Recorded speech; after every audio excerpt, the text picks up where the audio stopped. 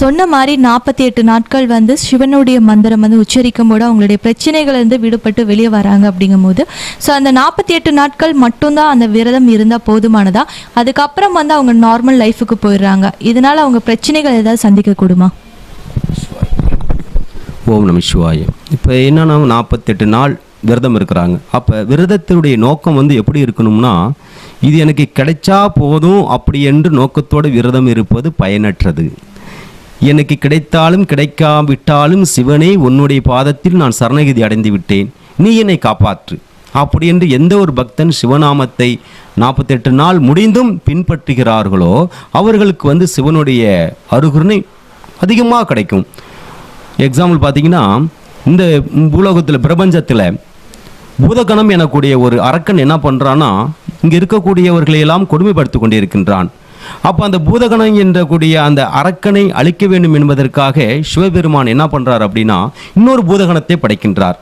பூதகணத்தை படைத்து இந்த பூதகணத்தை வந்து நீ முழுங்கிடணும் அப்படின்ட்டு இதை செயலே அறிந்தக்கூடிய அந்த பூதகணம் என்ன போது சிவபெருமானிடம் வந்து சரணகதி அடைஞ்சிருச்சு. சரணகதி அடைந்த உடனே சிவனால் படைக்கப்பட்ட இன்னொரு பூதகணம் வந்து பசி தாங்க முடியல, பசியால் வாடுகிறது. வாடின உடனே சிவபெருமான் சொல்லுகிறார், பசியை வாடுகிறே என்ன வேண்டும் என்பதற்கு அந்த சிவபெருமான் பூதகணத்தை பார்த்து உன் உடலை நீயே சாப்பிட்டுக்கொள் அப்படின்னு சொல்லிட்டார் சிவபெருமான். பார்த்தோம்னா அந்த பூதகணம் தன்னுடைய கை கால் எல்லாத்தையும் சாப்பிட்டுருச்சு, தலையை தான் சாப்பிட முடியல, தலை மட்டும் மிச்சத்தில் இருக்குது. அப்போ சிவபெருமான் இதை பார்த்து என்ன பண்ணுறாரு, பெரிய வியப்படைகின்றார். இன்னும் அந்த பூதகணம் சொன்ன உடனே உடலெல்லாம் சாப்பிட்டு விட்டு தலை மட்டும் இருக்கிறதே அப்படின்னு சொல்ல உடனே அப்போ அந்த சிவபெருமாண்டம் பூதகணம், பகவானே என்னை படைத்த பரம்பொருளே உங்களுடைய சொல்லுக்கு நான் அடிமையானவன், நீங்கள் சாப்பிட சொல்லிங்க சாப்பிட்டேன்னு சொல்லவுடனே அப்போ என்ன பண்ணுறாருன்னா சிவபெருமான் அதற்கு வந்து ஒரு முகம் கொடுக்கின்றார். அதாவது கீர்த்தி முகம். கீர்த்தி முகம் என்று பார்த்தோம்னா நம்ம எந்த ஒரு கோயிலுக்குள்ளே நுழைஞ்சாலும் பார்த்தோம்னா என்ட்ரன்ஸில் வந்து பார்த்தோம்னா ஒரு முகம் வைத்திருப்பார்கள். சிவன் அதாவது தெய்வம் இருக்கக்கூடிய கருவறைக்கு பின்னால் பார்த்தா ஒரு ஆர்ச்சி மாதிரி வச்சு பார்த்தா ஒரு முகம் தெரியும், அதுதான் கீர்த்தி முகம். அப்போ எவன் ஒருவன் தன்னுடைய கஷ்டத்தையும் நஷ்டத்தா இருந்தாலும் கூட உன்னுடைய சொல்லுக்கு நான் அடிமை, உன்னுடைய வேதத்திற்கு நான் அடிமை, உன்னுடைய ஆன்மாவுக்கும் உன்னுடைய மகிமைக்கு நான் அடிமை என்று 48 நாள் முடிந்தும் சிவனுக்கிடையே சரணம் அடைகிறார்களோ சத்தியமே கிடைக்குமா? இது வந்து நிவர்த்தியான உண்மை சாமி. அதாவது நான் அதை எப்படி சொல்கிறேன்னு எனக்கு ஒன்றும் புரிய மாட்டேங்குது. சிவன்கிட்ட சரணகதி அடைஞ்சவங்க சத்தியமாக கிடைக்குமா? ஆனால் சோதிப்பார், கைவிடவே மாட்டார், சோதனை மேலே சோதனை கொடுப்பார் பகவான், ஆனால் உயிரை மட்டும் எடுக்க மாட்டார். என்கிட்ட நிறைய பேர் நான் பார்க்க வருவாங்க. வரும்போது பார்த்தா இங்கே வந்தாங்கன்னா வந்து உட்காந்த உடனே அவங்க எதற்காக வந்தாங்க, என்னத்துக்கு வந்தாங்கன்னு அதை நானே சொல்லிக்கக்கூடாது, வந்தவர் சொல்லணும். அப்போ சில விஷயங்களை நாம் இறைவனுடன் நாடும்போது இந்த நோக்கத்திற்காக தான் நான் இந்த விரதம் இருக்கின்றேன் என்பது பயனற்றதுனா கடவுளுக்கு நமக்கு தெரியுமில்ல.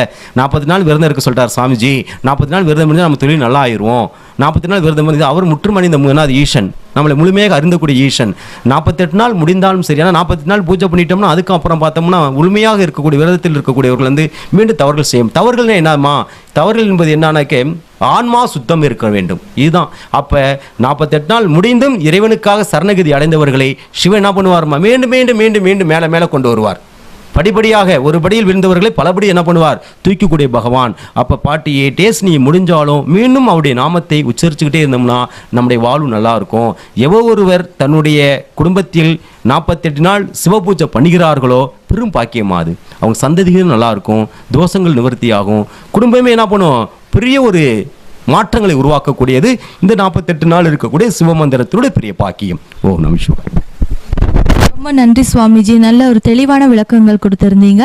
ஸோ கண்டிப்பாக வந்து நம்முடைய பூஜைகள் அப்படின்னா வந்து 48 நாட்கள் மட்டும் கிடையாதுங்க, அதுக்கு மேலும் வந்து நம்ம பூஜைகள் வந்து தொடரும் போது நம்ம எதிர்பார்க்காத பாக்கியங்களும் வந்து நமக்கு கிடைக்கும் அப்படிங்கிறத நம்ம சுவாமிஜி நல்ல தெளிவாக சொல்லியிருந்தாங்க. ஸோ நிறைய பெயர், அதாவது நிறைய பக்தர்கள் வந்து நம்முடைய சுவாமிஜியை தேடி வராங்க. அதுக்கான முக்கியமான காரணம் என்ன அப்படின்னா அவங்களுடைய பிரச்சனைகளிலிருந்து முழுமையாக விடுபடவும் அவங்க மென்மேலும் வந்து அவங்களுடைய வாழ்க்கையில் உயரக்காகவும் நிறைய விஷயங்கள்ல இருந்து நம்மளுடைய சுவாமிஜி அவங்களுக்கு உதவியா இருந்துட்டு இருக்காங்க. அதுலயும் முக்கியமா பார்த்துட்டீங்க அப்படிங்கும்போது நிறைய மந்திரங்கள் வந்து கொடுத்துட்டு இருக்காங்க. ஸோ அதனால வரக்கூடிய பக்தர்களுடைய மனநிலைமையில இருந்து அவங்களுடைய பொருளாதார முன்னேற்றம் வரைக்கும் எல்லாமே உயர்ந்திருக்கு அப்படிங்கறத உண்மையான விஷயமா இருந்துட்டு இருக்கு. ஸோ அந்த வகையில இப்ப நம்ம கூட ஒரு பக்தர் இருக்காங்க. ஸோ அவங்க கிட்டே கேட்கலாம். வணக்கம் சார், உங்க பேரு? செந்தில்குமார். சாமி என்னுடைய அறிமுகம் எனக்கு கிடைச்ச பாக்கின்னு நான் சொல்லுவேன். நானும் தீவிர சிவபக்தருங்க. மேற்கொண்டு நிறைய விஷயங்கள் நடந்திருக்குதுங்க. என்ன பிரச்சனையோடு வந்தீங்க, இப்போ உங்களுடைய வாழ்க்கை மாற்றங்கள் எப்படி இருக்கு? கடந்த ஒரு வருட காலமாக கொஞ்சம் தொழிலில் பிரச்சனைங்க, கடன் பிரச்சனைகள், ஃபேமிலிக்குள்ள பிரச்சனைகள் இருந்ததுங்க. நான் நிறைய கோயில் குளங்கள் நிறையா பக்கம் போனேன்.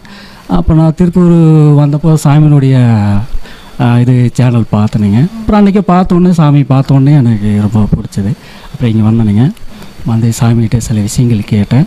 சாமி சொன்னார், செஞ்சிட்ருக்கிறேனுங்க, பரவாயில்ல, நல்லா இருக்குது, நல்ல மாற்றங்கள். எப்படி சொல்கிறேன்னா, எங்கேயோ வழி தெரியாமல் போயிட்டுன்னு சொல்லுவாங்க பார்த்தீங்களா, ஏதோ நமக்கு ஒரு வழிகாட்டியாக இருப்பாங்க. அது மாதிரி சாமியினுடைய அருளால் நான் நல்லா இருக்கிறேங்க.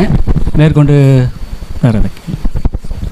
ஓகே, இப்போ 48 நாட்கள் வந்து உங்களை விரதம் இருக்க சொல்லியிருக்காரு சுவாமிஜி. ஓகே, அந்த மந்திரங்கள் வந்து இப்போ உச்சரிச்சுட்டு இருப்பீங்க. வீட்டில் உங்களை மாற்றங்கள் எப்படி இருக்குது? நல்லா கேளுங்க மேடம். நல்ல மாற்றங்கள்.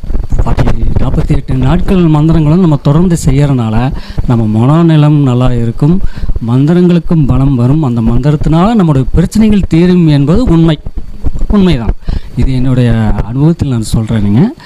இப்போ யாரோ சொல்லிட்டாங்க அப்படின்னு சொல்லி நம்ம மந்திரங்களை ஜபிக்கக்கூடாதுங்க. நமக்குள்ளே இருக்கிற அந்த மந்திர சக்தியினுடைய நம்ம நம்பிக்கை செய்யணும்.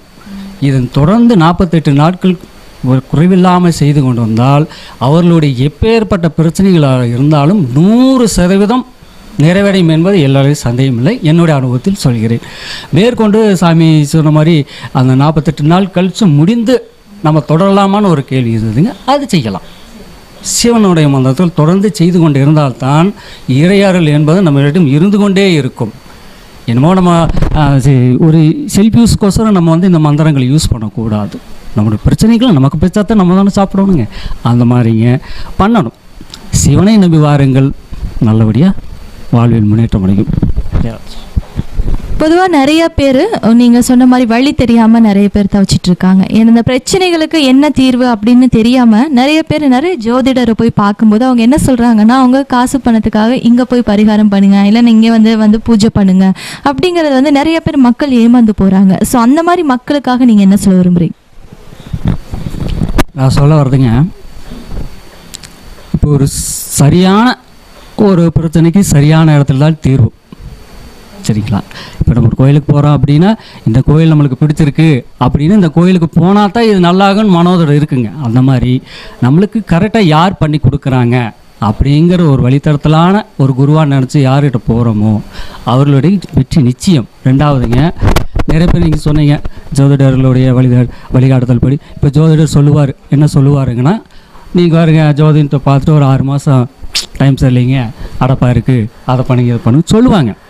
நாம் அதில் கரெக்டாக இருக்கிறோம். ஆனால் சாமிமார்களுடைய சிவபக்தர்களுடைய சொல்லக்கூடிய அந்த சிவமந்திரத்தையும் அவர்களுடைய வழிகாட்டுதல் படி என்ன சொல்கிறாங்களோ ஒரு 48 நாளைக்கு செய்தால் அவர்களுக்கு பிரச்சனைகள் தீரும். இது உண்மைங்க.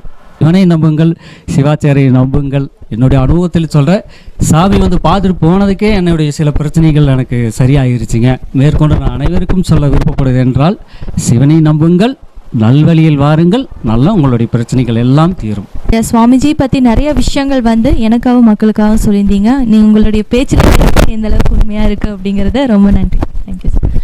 வியூவர்ஸ், நீங்களே பார்த்துருப்பீங்க எந்த அளவுக்கு வந்து அவங்க ஒரு கான்ஃபிடென்ட்டாக சொல்கிறாரு அப்படிங்கிறது. ஏன்னா அவங்களுடைய பிரச்சனைகள் தீரும்போது தான் அவங்களுடைய முகத்துலேயே அந்த கான்ஃபிடென்ட் தெரியுது. நம்முடைய சுவாமிஜியை வந்து நீங்கள் நேரடியாக சந்திக்கும் போது எந்த பிரச்சனையாக இருந்தாலுமே அதுக்கான சரியான தீர்வு, தக்க ஆலோசனைகளோட தக்க பரிகாரங்களும் வந்து கொடுத்துட்ருக்காரு. ஸோ நீங்கள் நம்மளுடைய சுவாமிஜியை சந்திக்கணும் அப்படின்னு நினச்சிங்கன்னா கீழே இருக்க நம்பருக்கு கால் பண்ணுங்கள், ஒரு அப்பாயின்மெண்ட் வாங்கிட்டு நேரடியாக வந்து சந்திக்கலாம்.